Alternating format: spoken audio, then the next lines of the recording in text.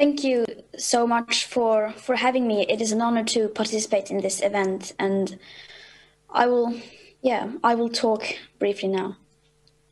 And science shows that in the future we will most likely experience more frequent and more devastating pandemics unless we drastically change our ways and the way we treat nature.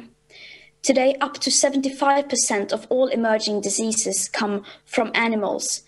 And as we are cutting down forests and destroying habitats, we are creating the ideal conditions for diseases to spill over from one animal to another and then to us. And we can no longer separate the health crisis from the ecological crisis, and we cannot separate the ecological crisis from the climate crisis. It's all interlinked in many ways. And during this pandemic, we have seen what we can achieve when we put resources into science. Vaccines were developed in record time.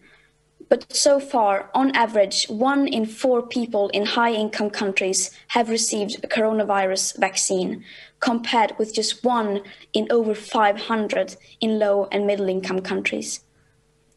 And the international community, governments and vaccine developers must step up their game and address the tragedy that is vaccine inequity. We have the tools we need to correct this great imbalance that exists around the world today in the fight against COVID-19.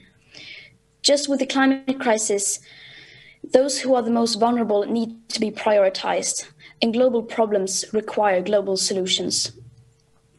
It is completely unethical that high-income countries are now vaccinating young and healthy people if that happens at the expense of people in risk groups and on the front lines in low and middle-income countries.